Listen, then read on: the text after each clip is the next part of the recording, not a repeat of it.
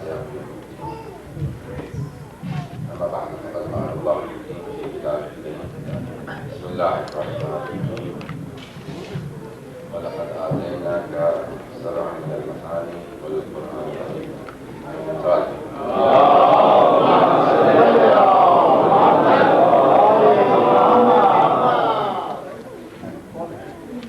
مولانا فضیان کا مشہور معروف قول کہ عرفت اللہ بفصل الدائم، میں نے خدا متعال کو اپنے گفتگویات سے پہچانا۔ اشارہ اسی بات کی طرف ہے کہ انسان قصد کچھ کرتا ہے، نیت کچھ کرتا ہے،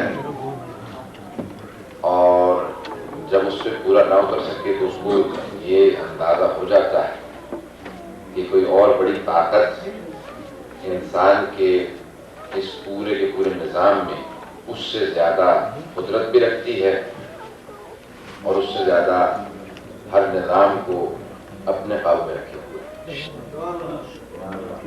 میں اور آپ نہ جانے کیا کچھ سوچتے ہیں، کیا کچھ کرتے ہیں، لیکن اندازہ تب ہوتا ہے کہ جب انسان کسی کام کو کرنا چاہتا ہو اور وہ کام نہ ہو رہا۔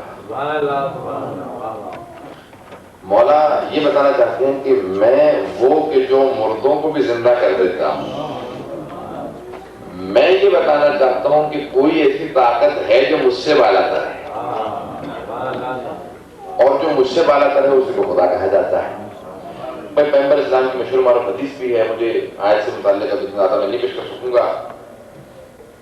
کہا کہ یا علی، خود مخاطب ہوئے، کہا یا علی، اور اب پیغمبر اسلام کہہ رہے ہیں یا علی۔ توجہ سے رکھیے گا، مجھ پہ اور آپ پہ تو کہا جا سکتا ہے کہ بدعت ہے، لیکن رسول خدا سے متعلق کیا کہیں گے؟ تو آپ نے کہا یا علی، خدا کو سوائے میرے اور تیرے کوئی نہ پہچان سکا، اور مجھے بھی سوائے خدا کے اور تیرے کوئی نہ پہچان سکا، اور یا علی تجھے بھی سوائے خدا کے اور میرے کوئی نہ پہچان سکا۔ تو مخاطب بھی ہوئے پیغمبر اسلام، وہ کہ جو وما ینطق عن الہوی ان هو الا وحی یوحی کا ذات ہے، جو کلام ہی نہیں کرتا جب تک کہ خداوند متعال سے وحی نہ ہو جائے، اس نے کہہ دیا کہ اس سے حکم آ چکا ہے کہ یا علی سوائے میرے اور اس کے تجھے کوئی نہیں پہچانتا۔ جب خدا کے رسول نے، حبیب خدا نے کہہ دیا کہ علی کو سوائے اللہ کے اور نبی کے کوئی نہیں جانتا، تو مجھے اور آپ کو کیسا اختیار ہو سکتا ہے؟ ہم جتنا بھی سمجھیں گے اپنی عقل کے حساب سے سمجھیں گے، ہماری عقلیں محدود ہیں۔ علی اس ذات کا نام ہے جس کو خدا کے علاوہ کوئی نہیں جانتا۔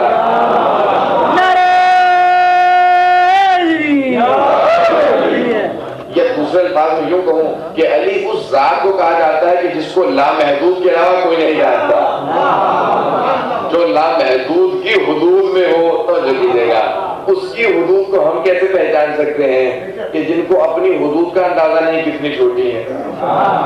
میرے ساتھ رہیے گا، زیادہ وقت نہیں لے سکتا میں، تو تمام کی تمام چیزیں اپنی جگہ پہ، لیکن علم کا، حلم کا، بردباری کا، شجاعت کا، فصاحت کا، بلاغت کا اندازہ لگانا میرے اور آپ کے بس سے باہر ہے۔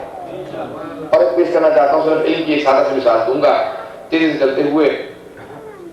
بہت سے واقعات ہیں میرے کی زندگی کی، لیکن ایک پورا دستہ میرے سے جدا ہو گیا۔ میں نے آج پیش کی شام مجلس، اس میں تمام حضرات موجود ہیں، بہت سے حضرات اس وقت موجود ہیں، تقریباً جو ایک گھنٹہ وہاں پہ تقریباً بولے تو اس میں تقریباً مقدمہ پیش کیا۔ جو حضرات وہاں تھے وہ تھے، جو نہیں تھے وہ انشاءاللہ تعالیٰ سے کیف کریں گے۔ صفین میں جنگ ہوئی، اس کے بعد ایک پورا دستہ علیحدہ ہو گیا، انہیں خوارج کہا جاتا ہے، اور خوارج جمع ہے خارجی کی، اور خارجی فارسی والا نہیں، عربی والا ہے۔ مجھے دیجیے گا، فارسی میں خارجی ہر اس آدمی کو کہا جاتا ہے کہ جو باہر کے ملک سے آیا ہو، اور عربی میں اسے کہا جاتا ہے کہ جو دین سے خارج ہو چکا ہو۔ سبحان اللہ۔ تھک کے نہ سنیے گا، میں اتنے مسلسل سفر کے بعد آیا ہوں، مسلسل صبح سے مجالس پڑھ رہا ہوں، جب میں تھکاوٹ کا اظہار نہیں کر رہا، آپ بھی تھکاوٹ کا اظہار نہ کیجیے۔ تو وہ دستہ کہ جو دین سے خارج ہو چکا تھا وہ آیا اور آگے کہا کہ بھئی ہم تو اب علیحدہ ہو چکے ہیں، انہیں حکم الا للہ، یا لا حکم الا للہ، اب کسی کا حکم نہیں مانیں گے سوائے خدا کے۔ اور امیر المومنین نے ایک جملہ کہا ہے جو بلاغہ کا خطبہ نمبر 46 ظاہراً اب میرے ذہن میں نہیں، تیز دماغ میں چلانے کی کوشش کر رہا ہوں، تو بات کہ خطبہ جو بلاغہ کا موجود ہے، پتہ ہے خطبہ نمبر 46 جملہ کہتے ہیں نعم لا حکم الا للہ، درست سے صحیح کہتے ہیں، خدا کے علاوہ کسی کو حکم کا حق نہیں ہے، توجہ کیجیے گا، خدا کے علاوہ کسی کو حکم کا حکومت کا حق نہیں ہے، حاکم صرف خدا ہے۔ کلمۃ حق یراد بہا الباطل، توجہ کیجیے گا، یہ کلمہ حق کو استعمال کرتے ہیں لیکن مراد باطل کی لیتے ہیں۔ بھئی جب یہ کہو گے کہ علی نہیں چاہیے، ہمیں خدا کی حکومت چاہیے، اس کا مطلب ہے نہ علی چاہیے نہ خدا چاہیے۔ جو خدا کو چاہتا ہے اسے علی سے لینا پڑے گا۔ تو مولانا نے جملہ کا کہا کہ یہ لوگ یہ کہتے ہیں کہ سوائے خدا کے کسی کی حکومت نہیں چاہیے، حاکم صرف خدا ہے، قرآن کی آیت ہے، بات غلط نہیں کرتے لیکن مراد غلط لیتے ہیں۔ بھئی یہ کیسے ہو سکتا ہے کہ ایک حکومت ہو اور حاکم کوئی نہ ہو؟ حکومت بھی ہو اور حاکم کوئی نہ ہو ہی نہیں سکتا۔ کہا کہ یہ کہہ رہے ہیں لا حکم الا للہ، قرآن کی آیت ہے حکم الا للہ، لیکن مراد یہ لے رہے ہیں لا امرۃ الا للہ، کوئی امیر نہیں ہے، کوئی بادشاہ نہیں ہے سوائے اللہ کے۔ یہ ہو ہی نہیں سکتا، جب کوئی حکومت ہے تو حاکم انسان ہوگا اور اس کو ماننا پڑے گا جس کو خدا نے بنایا ہے۔ تم خود سے بناتے ہو، خود سے مانتے ہو، جب جی چاہتا ہے بنا دیتے ہو، جب جی چاہتا ہے اتار دیتے ہو، لیکن جس کو خدا بناتا ہے کچھ دیکھنے کے بعد بناتا ہے، اور جب بنا دیتا ہے تو اس کے بعد یہ نہیں کہتا کہ اب ہٹا دو میرا جی بن گیا، تو جو کیجیے گا، اس نے کہا میں نے بنا دیا، اب تم مانو نہ مانو میں نے بنا دیا۔ اس نے کہہ دیا کہ دیکھو میں نے علی کو اپنا ولی بنا دیا، ولایت دے دی، ولایت مطلقہ ہے، یہاں پہ پوری کی پوری بحث ابس ہے اس سے ولایت سے بحث کرنا۔ جو کچھ خداوند متعال کی اس ولایت میں آ سکتا ہے وہ علی کے پاس ہے۔ بھائی جس نے ولی بنایا، جب اس نے کہہ دیا کہ میرا ولی ہے، اب یہ ساری کی ساری بحثیں ابس ہے کہ کہیے کیا کچھ علی کی ولایت میں ہے۔ میں زیادہ نہیں کیونکہ پیش کر سکتا، وقت میرے پاس کم ہے۔ تو یہ پورا جو دستہ ایک گروہ علیحدہ ہوا، ان میں سے 10 افراد نے فیصلہ کیا، مل کے اکٹھے بیٹھے، کہا کہ آؤ علی سے چل کے ایک سوال کریں گے اور 10 جواب مانگیں گے، اگر ہمارے سوال کا جواب دے دیا صحیح طرح سے تو پھر علی کے ہو جائیں گے، نہیں تو پھر علی کی مخالفت کریں گے۔ بات سمجھ میں آ رہی ہے انشاءاللہ؟ آپ کا سناٹا مجھے کچھ اور بتا رہا ہے۔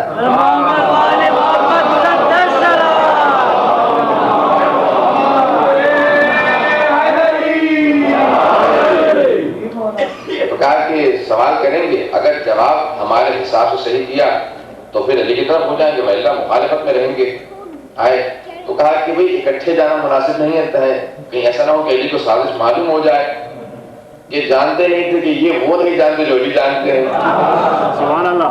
تو پہلے صاحب پہلے آئے، کیا کہا؟ کہا کہ یا علی بتائیے کہ علم افضل ہے یا مال؟ توجہ کیجیے گا، اور سب کا ایک سوال ہے لیکن جواب الگ الگ چاہیے۔ اچھا، علی نے کہا علم افضل ہے، تو کہا دلیل؟ کہا کہ جس کے پاس علم ہو وہ رات کو سکون سے تو سوتا ہے، جس کے پاس مال ہو وہ رات کی نیند حرام کر چکا ہوتا ہے۔ ایسا ہی ہے کہ نہیں ہے؟ تو پھر جس کے پاس مال ہوگا کہاں پہ چھپاؤں، کہاں پہ رکھوں، کوئی دوسرا آ کے لے نہ لے۔ جس کے پاس علم ہوگا اس نے کہا دماغ میں ہے، پرواہ نہیں، جو لے کے جانا چاہتا ہے مجھے ہی لے کے جائے گا، تو لے کے جائے گا۔ تو انہوں نے کہا کہ علم افضل ہے کیونکہ دل دے چکا۔ دوسرے صاحب پہنچے، کہا کہ یا علی بتائیے علم افضل ہے یا مال افضل ہے؟ کہا علم افضل ہے۔ کہا کیسے؟ کہا کہ علم خرچنے سے بڑھتا ہے، مال خرچنے سے کم ہوتا ہے۔ تیسرے صاحب پہنچے، یہ وہ والے 3 نہیں تھے، تو یہ لیجیے گا۔ تیسرے صاحب پہنچے، کہا کہ یا علی بتائیے علم افضل ہے یا مال؟ کہا علم افضل ہے۔ کہا دلیل؟ کہا کہ علم انبیاء کی میراث ہے اور مال قارون و حامان کی میراث ہے۔ چوتھے صاحب پہنچے، اب میں کہوں گا چوتھا نمبر ہی ایسا ہے، توجہ کیجیے گا کہ جو چوتھے مقام پہ ہوتا ہے اس کا مزاج بھی اور ہوتا ہے۔ اس نے کہا کہ یا علی بتائیے علم افضل ہے یا مال؟ تو کہا علم افضل ہے۔ تو کہا دلیل؟ کہا کہ یاد رکھو جس کے پاس علم ہوگا اس کو خدا سے رابطہ ہوگا، جس کے پاس مال ہوگا اس کا دنیا سے رابطہ ہوگا، تو جس کا خدا سے رابطہ ہوگا افضل ہوگا۔ پانچواں آیا، اس نے کہا یا علی بتائیے علم افضل ہے یا مال؟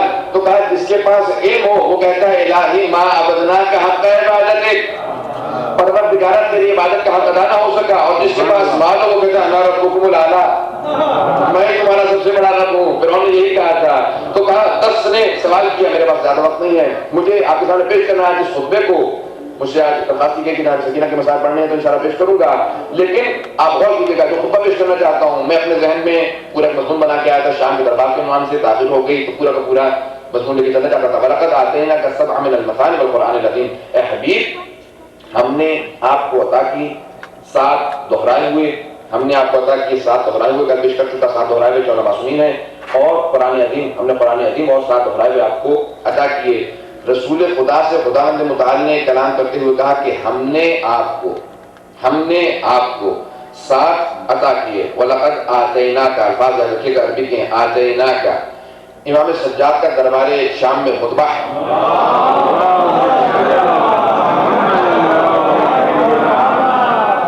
جس مقام پہ یزید کا اپنا کھڑا ہوا خطیب درباری اس نے پوری تقریر کرتے ہوئے کہا کہ باقی کہ جس نے بغاوت کی تھی یزید نے اس کو شکست دی اور یہ اسی کے خاندان کے سب قیدی، سب جملے اس نے کہے۔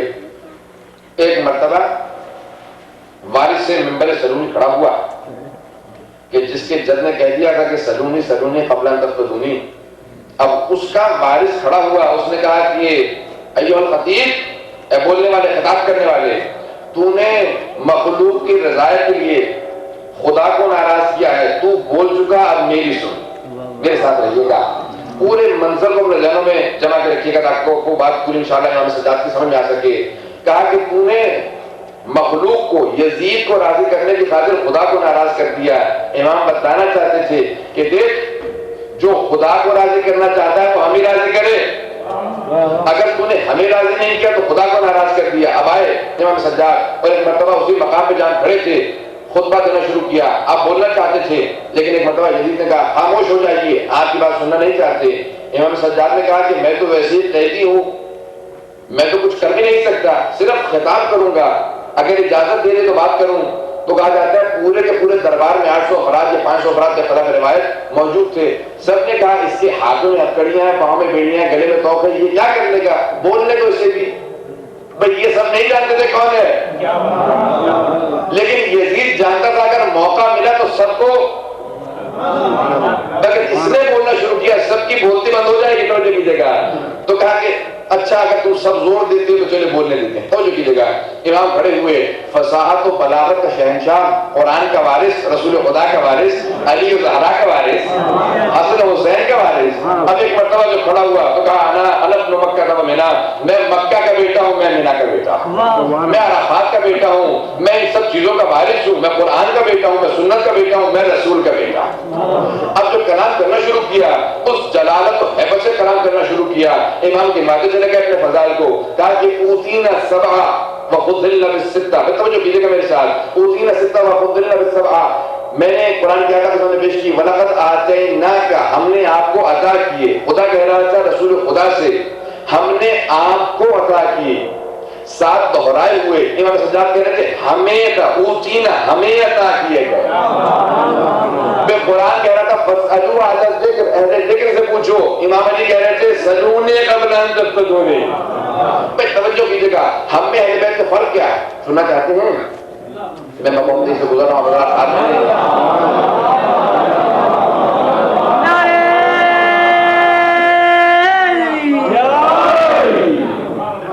ہم میں اور اہل بیت میں فرق کیا ہے؟ فرق یہ ہے کہ جب آیت نازل ہو جاتی ہے تو ہم اس پہ عمل کرنے کی کوشش کرتے ہیں،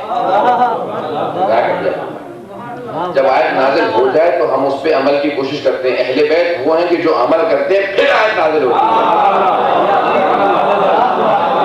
علی نے حالت رکوع میں زکات دے دی پھر آیت نازل ہوئی، بستر رسول میں سو گئے پھر آیت نازل ہوئی، شب ہجرت تمام دیکھیں بھی اہل بیت میں ہمیں فرق یہ ہے کہ آیت نازل ہو ہم عمل کرتے ہیں، وہ عمل کرتے ہیں پھر آیت نازل ہوتی ہے۔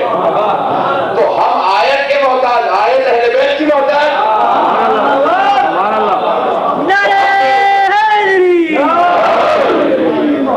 اب سمجھ میں آیا کہ فرق کیا ہے ہم میں ان میں؟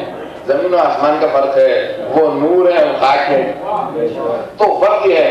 اب فرما دیا پیغمبر اسلام کے لیے جملہ کہہ دیا گیا، خدا نے متعال نے کہہ دیا، امام سجاد نے پورا قرآن خطبہ دیا، سارا خطبہ ایک طرف، آخر کا جملہ سن لیجیے، بس اس کو پیش کرنا چاہتا ہوں۔ اوتینا ستہ وفضلنا بالسبعہ، بس اے یزید ارے تو کیا ہمیں مٹائے گا، خداوند متعال نے ہمیں 6 چیزیں عطا کی ہیں اور 7 چیزوں پہ فضیلت دی ہے. تو میں نے کہا کہ یہ صرف ذہن میں رکھیے گا کس مقام پہ نہیں جا رہا. جتنا زیادہ سوچیں گے کس مقام پہ, جب وہ اعلان کر رہا ہے کہ ہم نے اہل بیت کو مٹا دیا, ختم کر دیا, اس مقام پہ امام سجاد کھڑے ہو کے کہتے ہیں کہ تو کیا مٹائے گا, ہمیں خدا نے یہ فضیلتیں دی ہیں. بھائی تیرا دربار ہے اور میں کلام کر رہا ہوں, تو روک نہیں سکتا, اور تو کیا کرے گا؟ تیرا دربار تو روک نہیں سکتا, اور کیا کرے گا؟ اوتین الستہ, کیا 6 چیزیں دی گئی؟ ہمیں 6 چیزیں عطا کی گئی ہیں. اوتین العلم والحلم والشجاع والسماحة والفصاحة والمحبة في قلوب المؤمنين. میں گھر میں تب تک گزرنے کی خدمت میں کروں گا. ہمیں 6 چیزیں عطا کی گئی. علم ہمارے پاس ہے, حلم ہمارے پاس ہے, شجاعت ہمارے پاس ہے. میں توجہ کیجیے گا, شجاعت ہمارے پاس ہے, فصاحت و بلاغت ہمارے پاس ہے. ابے تو کیا کلام کرے گا, میری بات تو سن. یہ اردو زبان بھی اتنی ناقص ہے پھر بھی بہت کامل ہے. یہ ابھی طبع سے شروع ہوتی ہے, یہ تک جاتی ہے.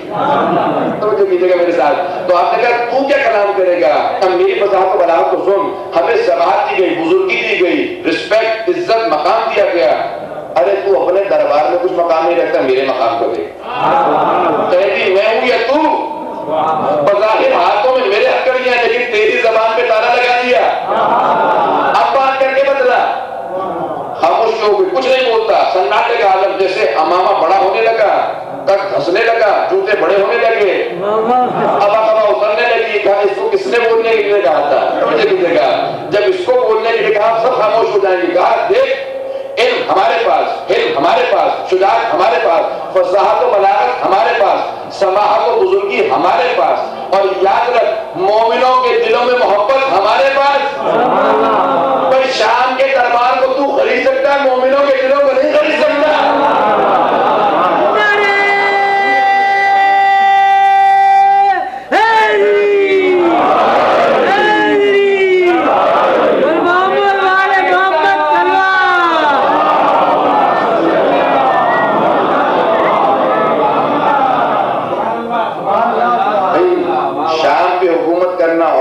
دلوں پہ حکومت کرنا اور ہے.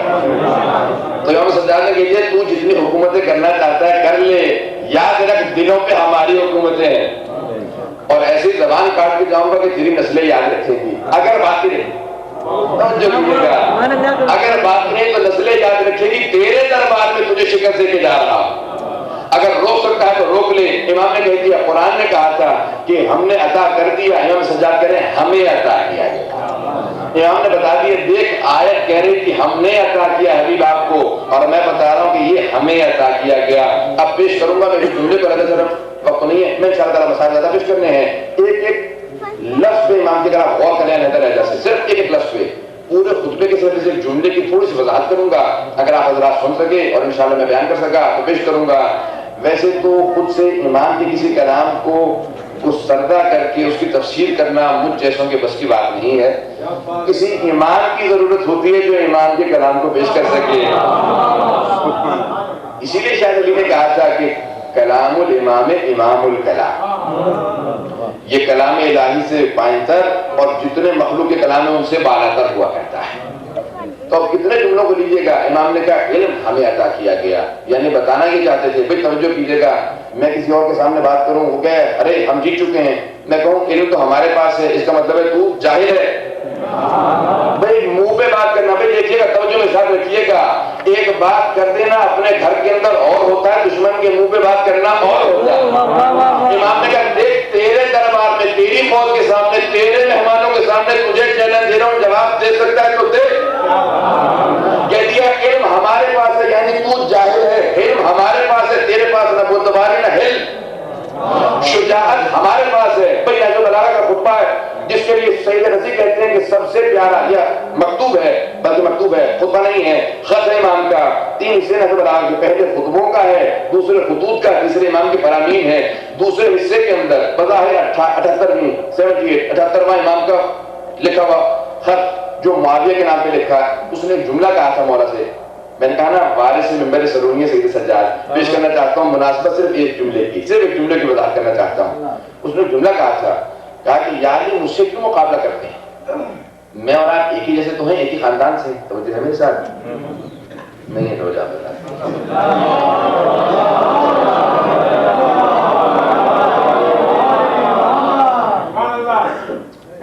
جملہ اس نے لکھ دیا، لیکن کہا جاتا ہے کہ جس کو لکھا تھا اسے حیدر کرار کہتے ہیں۔ تو کہا جاتا ہے کہ مولانا نے جب صفین میں جانے کے بعد اسے خط لکھا تھا، کہا تھا کہ اسی کے جواب میں اس نے خط لکھا کہ کیوں لڑتے ہیں؟ مولانا نے خط لکھا، کہا کہ تو کیوں مسلمانوں کا قتل کرواتا ہے؟ دو فوجیں لڑتی ہیں، مسلمان لڑتے ہیں، اگر تیرے میں ہمت ہے تو میرے پاس میری تلوار ہوگی، تیرے پاس تیری تلوار ہوگی، تو میرا مقابلہ کر لے، ہم دونوں فیصلہ کر لیتے ہیں، جو جیت گیا وہ جیت گیا، جو ہار گیا وہ ہار گیا۔ تو کہتے ہیں معاویہ کو خط ملا، اس نے فوراً اپنے مشیر خاص سے پوچھا، عمر ابن عاص سے، اس کا اردو مطلب جانے کہ میں انگلش میں پڑھتا ہوں، رحمہ اللہ جانتے کہ ایسے کیا معنی ہوتے ہیں۔ تو اس نے کہہ دیا آپ حضرات جو انگلینڈ میں یہاں امریکہ میں رہتے ہیں اس جگہ کون جانے گا آج کے معنی کیا ہوتے ہیں؟ بھئی میں کہتا ہوں اہل بیت کے دشمنوں کے نام بتاتے ہیں پس منظر کیا ہوتا ہے، سبحان اللہ، نام بتا دیتے ہیں کہ پس منظر پورا کا پورا نام سے پس منظر نظر آ جائے گا، ابن زیاد، زیادوں کا بیٹا، نہ جانے ماں نے کیا سوچ کے نام رکھا تھا، جہاں پہ دشمنی ہوگی نام پورا کا پورا پس منظر بتا دے گا، ابن زیاد، ابن کثیر، یہ نام کی بڑی تاثیر ہوتی ہے، اس لیے برا نام نہیں رکھنا چاہیے، اس برے کی کمبخت کی تاثیر آتی ہے۔ نہ جانے ماؤں نے کیا کیا سوچ کے نام رکھے تھے، دشمنان اہل بیت بنی سی، تو جو میرے ساتھ رکھیے گا، تو خط لکھا، فوراً پوچھا، کہا کہ دیکھیے علی کا خط آیا، کیا اس کا جواب کروں، کیا کروں اس کا؟ تو کہا بڑا اچھا مشورہ، جا کر کے لڑ لے علی سے۔ کہا میں مشورہ تجھ سے لیتا ہوں، اس کا یہ مطلب نہیں کہ میرے پاس عقل نہیں ہے، توجہ کیجیے گا، مشورہ تجھ سے کرتا ہوں مطلب یہ نہیں کہ میرے پاس عقل نہیں، اگر علی کے ہاتھوں سے بڑے بڑے سورما نہیں بچے تو ابو سفیان کے بیٹے کی کیا حیثیت ہے؟ پھر توجہ رکھیے گا میرے ساتھ، کہا جس کے ہاتھ میں ذوالفقار ہو اس سے میں کیا مقابلہ کروں گا، اتنی اگر مجھ میں بھی ہے پوری فوج بڑھوا دوں گا، میں لڑنے نہیں جاؤں گا۔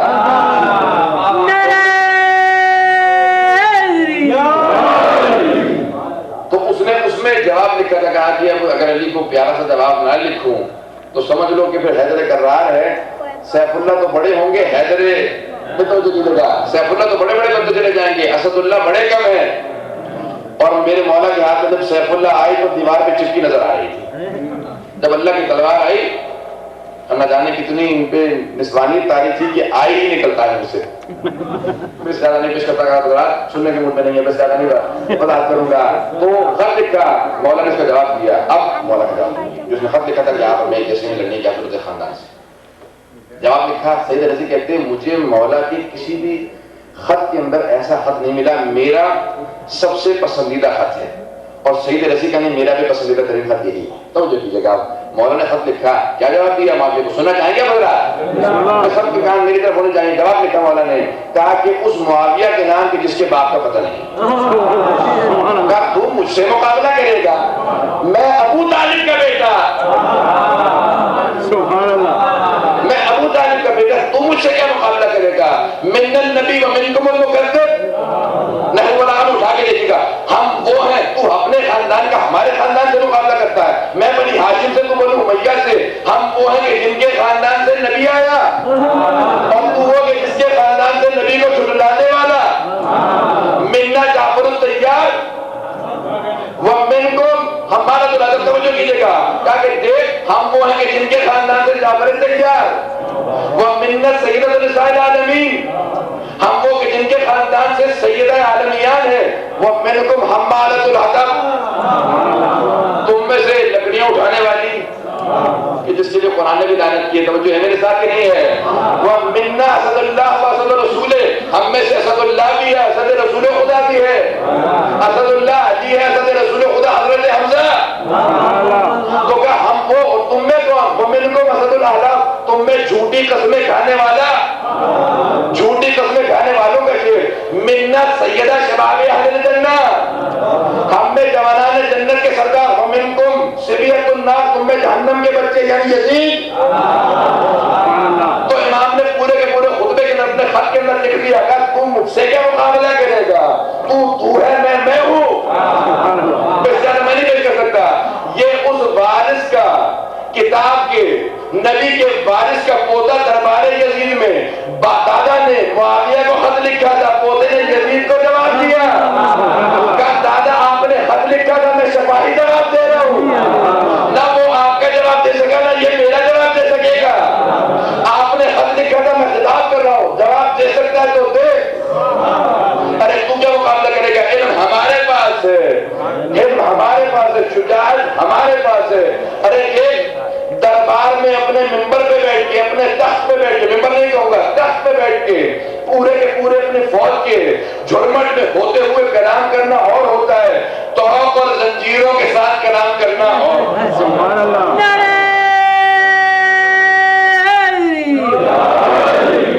تو تم اس سے کیا مقابلہ کرے گا؟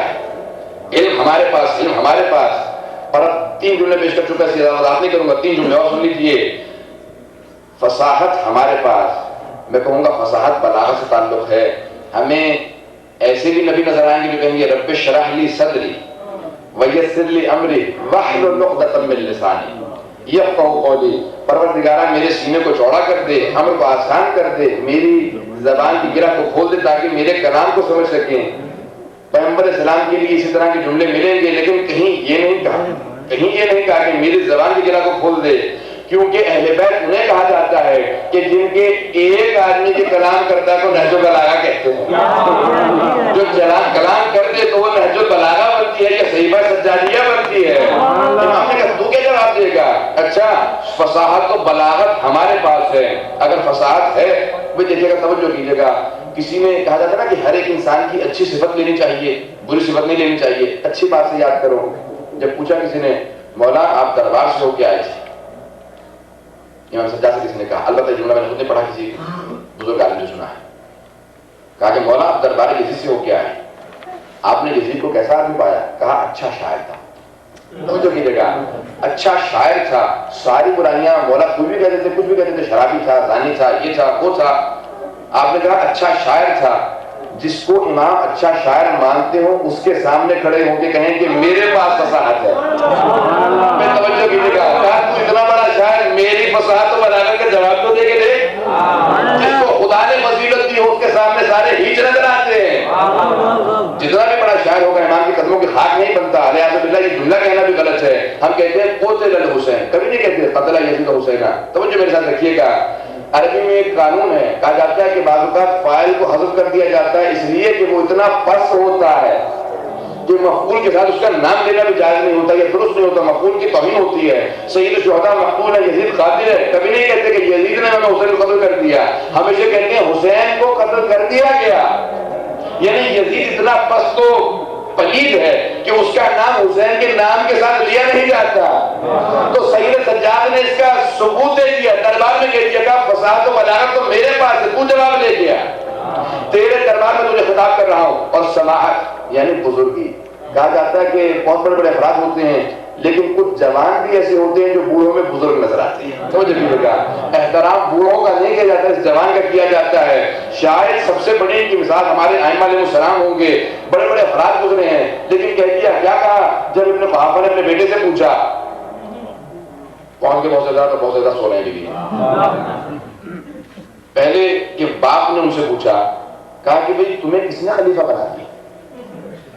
ماں باپ سے زیادہ انسان کو کوئی نہیں جانتا۔ سبحان اللہ۔ تو کہا تجھے کس نے خلیفہ بنا دیا؟ کہا مسلمانوں نے کہا کیا سوچ کے بنا دیا؟ کہا میں بوڑھا تھا تو مجھے بنا دیا۔ اچھا بڑھاپے کی وجہ سے بنایا تو پھر مجھے بنانا چاہیے تھا۔ پھر توجہ کیجیے گا، اگر بڑھاپے کی وجہ سے بنایا ہے تو مجھے بنانا چاہیے تھا، میں تو تیرا بھی باپ ہوں۔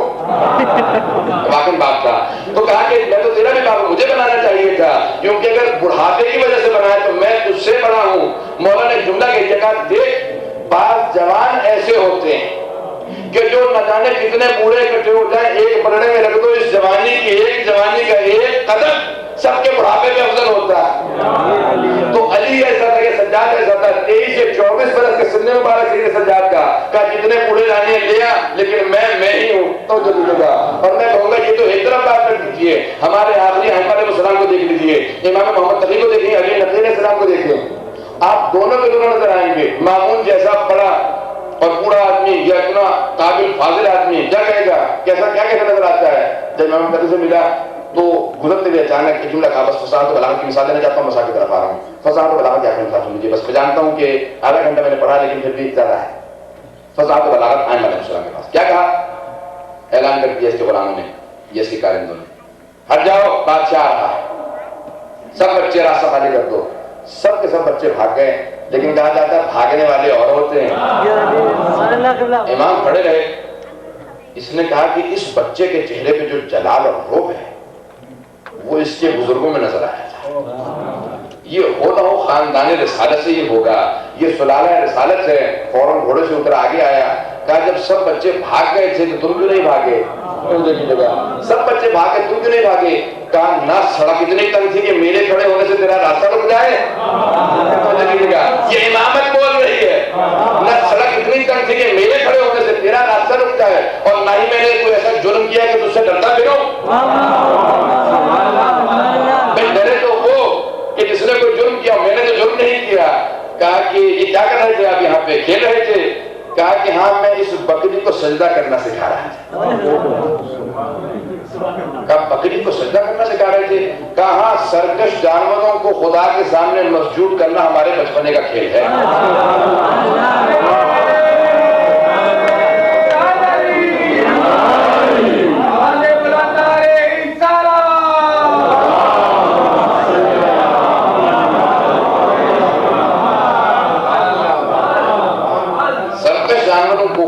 سامنے سجدہ کرانا ہمارے بچپنے کا کھیل ہے. کہا خدا بہتر جانتا ہے اسے اپنی نبوت و رسالت کس کو دینی ہے، کس کو امامت دینی ہے، یہ ہمارے بس کی بات نہیں ہے. چلا تو گیا، پھر واپس آیا. اوقاف کو بھیجا تھا فساد و بلاغت کی مثال دینا ہے. واپس پہنچا، اس کا اوقاف ہوا میں گیا تھا. جب واپس آیا تو چھوٹی سی مچھلی چونچ میں لے کے آیا. اس نے کہا یہ عجیب بات ہے، اوقاف ہوا میں گیا، وہاں سے ایک مچھلی کو لے کے آ گیا. ہوا سے مچھلی، عجیب چیز ہے. کہا میرے عجاب گھر میں رکھ دینا. تو جگہ جگہ واپس آیا. پھر دوبارہ دیکھا سارے بچے دوڑ رہے ہیں لیکن امام نہیں دوڑتے. ایک مرتبہ آ کے رکا. کہا کہ پچھلی مرتبہ بکری کو سجدہ کرا رہے تھے، آپ خود بھی نماز پڑھتے ہیں؟ توجہ کیجیے گا. 7 یا 8 برس یا 6 برس کسی نے مبارک امام کا، آپ خود بھی نماز پڑھتے ہیں؟ کہاں پڑھتا ہوں. کہا آپ پہ تو واجب نہیں ہے. توجہ کیجیے گا، آپ پہ تو واجب نہیں ہے، پھر کیوں پڑھتے ہیں؟ کہا کہ میں نے اپنی والدہ کو دیکھا ہے. کہا جاتا ہے غیر بالغ انسان مثالیں بھی دے گا تو چھوٹی چھوٹی مثالیں دے گا. کہا میں نے اپنی والدہ گرامی کو دیکھا ہے کہ وہ جب کھانا بنانے لگتی ہیں تو لکڑیوں کو آگ لگاتی ہیں، اور بڑی لکڑی فوراً آگ نہیں پکڑتی تو والدہ گرامی کو چھوٹی چھوٹی لکڑیاں جلا کے پھینکنی پڑتی ہیں تاکہ آگ بھڑک جائے، پھر بڑی لکڑیوں کو آگ لگائی جائے. تو اس سے پہلے کہ تجھ جیسی بڑی بڑی لکڑیاں جلائی جائیں، خدا کے مطابق چھوٹی چھوٹی لکڑیاں پہلے ڈال دے تاکہ آگ بھڑک اٹھے. توجہ کیجیے گا، امام نے مثال دے دی کہ میں تو نہیں جاؤں گا، نماز پڑھتا ہوں، تو جہنم میں جائے گا، ہماری ولایت کا منکر ہے. اس کو کہا جاتا ہے فصاحت و بلاغت. امام نے منہ پہ جواب دیا، گھبرا گیا. کہا بتائیے میرے ہاتھ میں کیا ہے؟ کہا عجیب خدا نے بادشاہ خلق کیے ہیں کہ جو سلالہ رسالت سے، نبوت کے پروردے سے، توجہ کیجیے گا، فصاحت و بلاغت کی مثال دے رہا ہوں، جو نبوت کے پروردے سے، عصمت کے پروردے سے اپنے اوقاف کو بھیجنے کے بعد جب ہوا میں بھیج دیتا ہے، اوقاف سے مچھلی کو پاتا ہے تو تعجب یہ نہیں کرتا کہ یہ خدا کی قدرت ہے. رسول خدا کے بارے سے سوال کرتے ہیں میری مٹھی میں کیا ہے؟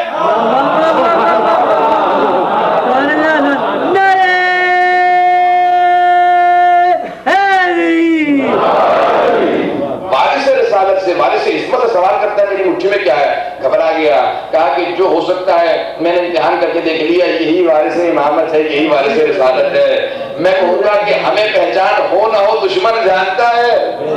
میں کہوں گا آج کے کمزور مسلمانوں سے بہتر تو وہی بادشاہ تھے جو حق غصب کیے ہوئے تھے لیکن پھر بھی جانتے تھے یہی ولایت کے مستحق ہے، انہی کا مقام عصمت ہے، یہی امامت کے وارث ہیں. میں نے کہا امام سجاد کی فصاحت و بلاغت کی آخری مثال دی، والمحبت فی قلوب المؤمنین. میں نے احمد کو تمام کیا آخری جملہ. امام نے کہا کہ دیکھ، اور ہمیں خدا نے ایسی چیز عطا کی ہے جو تمہارے پاس نہیں ہو سکتی، مومنوں کے دلوں میں محبت، یہ ہمیں عطا کی ہے. مولا نے عجیب چیز کی طرف اشارہ کر دیا. کہا دیکھ محبت تو پیسے سے کسی کے دل میں کچھ بھی پیدا کر سکتا ہے لیکن محبت پیدا نہیں کر سکتا. روح آ سکتا ہے تیرا، تیری جلالت لوگوں کے دلوں میں بیٹھ سکتی ہے، لوگ خوف کرنے لگے، لیکن کوئی ایسا نہیں ہوگا کہ تیرے سے محبت کرنے لگے.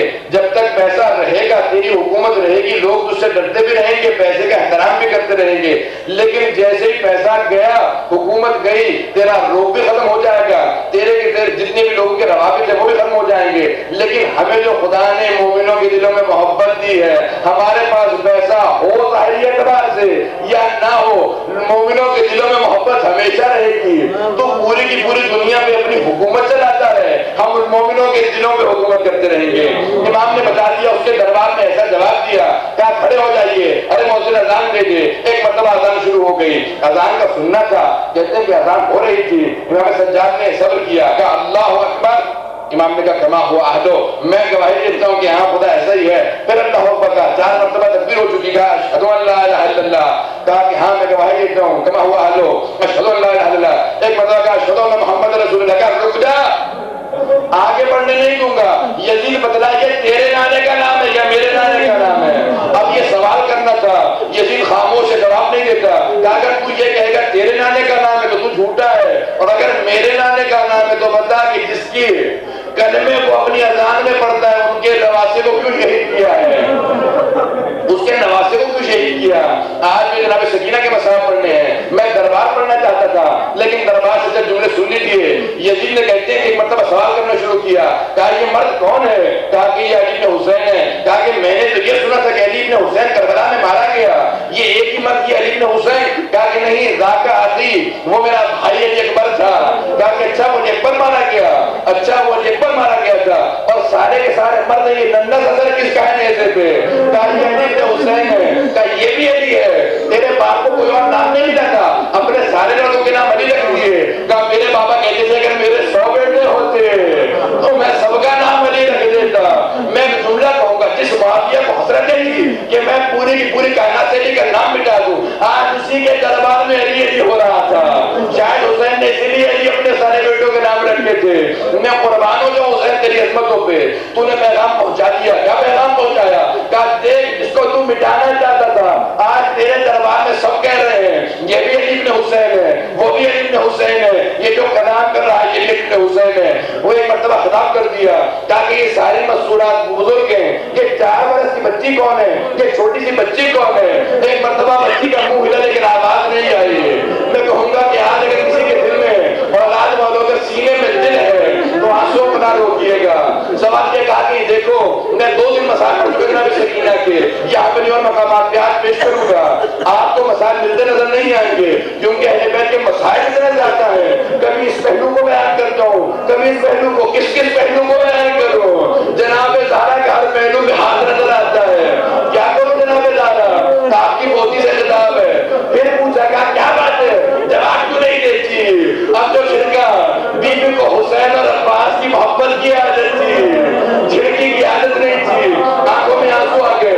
پھر جب ہلتے نظر آئے آواز نہیں آئی. کہا ایک مرتبہ آنکھوں کی طرف سے اشارہ کیا گلے کی طرف, اب جو رسی کھولے گا کیا بات ہے کیوں نہیں بولتی. کہا میں بولنے کی کوشش تو کرتی ہوں لیکن گلے میں رسی اتنی تنگ ہے, گلے میں رسی اتنی تنگ ہے, گلے میں رسی اتنی تنگ ہے, مجھ سے بولا نہیں جاتا. کہا کیوں نہیں بولا جاتا. کہا کیونکہ میرا قد چھوٹا ہے, میری کپیوں کے ہاتھ بندے ہیں, میرا گلا بندہ ہے. اگر میں مسائل پڑھوں گا, مجھے کہا گیا اگر مجھے جناب سکینہ کے پڑھنے ہیں, میں دیکھتا ہوں آپ کتنا دم کریں گے, میں نہیں سمجھ سکتا. اولاد والا طرف اتنی مثال دوں گا, جس کے گھر میں اولاد ہے, اگر بیٹی ہے تو ہے, نہیں ہے تو کسی اور سے جا کے پوچھے. جس کے گھر میں بیٹی ہوگی وہ پوچھے کہ حسین کو کتنی محبت کی سکینہ سے. اجرک من اللہ, اجرک من اللہ. ایک مرتبہ سوال کیا, کہا کہ تو سکینہ, تیرا نام سکینہ کا؟ ہاں, میرے بابا کو مجھ سے بڑی محبت تھی. کہا تو کون سی سکینہ؟ کہا میں سکینہ بنت الحسین ہوں, میں حسین کی بیٹی سکینہ ہوں. نام شاید فاطمہ تھا لیکن محبت سے حسین سکینہ کہتے تھے. سکینہ کسے کہا جاتا ہے؟ کہا جاتا ہے کہ جو دل کی تسکین کا باعث بنے, جو دل کی تسکین کا باعث بنے اسے سکینہ کہتے ہیں. سید الشہداء کا ایک شعر ہے, کہتے ہیں کہ جس گھر میں رباب و سکینہ نہ ہو, میں کیا مسئلہ کروں آپ کے سامنے, جس گھر میں رباب و سکینہ نہ ہو, مجھے اس گھر میں سکون نہیں ملتا. شاید اسی سکون کی وجہ سے سکینہ کا نام سکینہ رکھا تھا. سکینہ کی وجہ سے مجھے سکون ملتا ہے. مولا سکینہ آپ کی سکون کا باعث. کہاں تجھے نہیں پتا, میں سکینہ کو سینے پہ سلاتا ہوں. से, कहा बहुत मोहब्बत थी, कहा तो आज तेरे बाबा की और तेरी मोहब्बत का इम्तिहान हो जाए। कहा कि इम्तिहान करेगा? हाँ, एक मर्तबा मेरे रिवायत के अल्फाज नहीं पेश कर सकता, जसारत के तख्तों ने कहा, कहा एक मर्तबा कपड़े को हटाओ, कपड़े को हटाया गया, एक सन निकला, मजाक हुआ, कहा कि अगर मोहब्बत है तो देखते हैं, तो वहीं से खड़े होकर अपने बाबा के सर को बुला ले। बच्ची ने एक मर्तबा जले वो कुर्ते का दामन उठाया, कहा बाबा मेरी मोहब्बत का वास्ता, बाबा मेरे दामन में आ जाओ। एक मर्तबा सर ने बर्बाद किया, सकीना के दामन में गिरा। सकीना की शहादत की 3 रिवायतें मिलती है, 3 रिवायतें, एक रिवायत में तो यही सब तोड़ दिया। क्या कहा बच्ची ने? क्या बाबा जब खेमे से गए थे तो गले से सर जुड़ा था, तेरी रगों को किसने काट दिया बाबा? अदरक बदला साथ ले लीजिए, मैं भी मजाक करूंगा, अभी साथ ले लीजिए, मैं कहता हूँ थोड़ी देर तब ले लीजिए, ये आंसू रुकने ना पाए, आंसू रुकने ना पाए। किसके लिए शहादत है, किसके लिए आंसू बहा रहे हैं? बड़ा मुश्किल है मुसलसल रोना, ये आंसू मैं जानता हूँ, मुसलसल रोना बड़ा मुश्किल काम है। ये तो ज़ैनब का काम था, ये सईद सज्जाद का काम है, मैं और आप मुसलसल नहीं रो सकते। सुनेंगे मसाइल, कहा जाता है सबको कैद कर दिया। इमाम बाक़िर की रिवायत है, क्या कहते हैं, फरमाते हैं, कहते हैं कि एक बाकायदा पिंजरे के अंदर मेरी फुप्पियों को, मेरे बाप की फुप्पियों को, मेरी फुप्पियों को बंद कर दिया गया दूसरे पिंजरे में। मैंने खुद एक आदमी मस्जिद कूफा में, मस्जिद नबविया में, दोनों जगह मौजूद है। दूसरी जगह पे जिस तरह गुलामों को बिठाया जाता है, मेरे बाबा को मुझे जंजीरें बांध के बिठा दिया।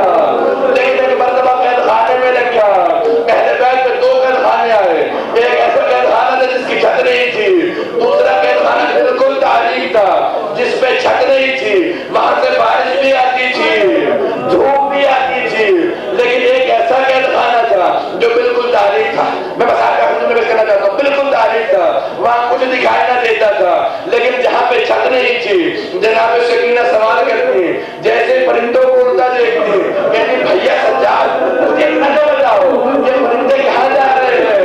मौला कहते बहन ये दाना चुगने जा रहे हैं।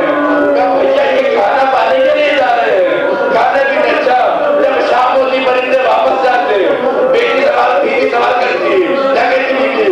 कहती भैया सज्जाद आपको बताओ ये परिंदे अब कहाँ जा रहे हैं? कहा बहन ये अपने घरों को वापस जा रहे हैं। कहा भैया परिंदों से घरों को लौट जाते हैं, क्या कहती में घरों को लौटते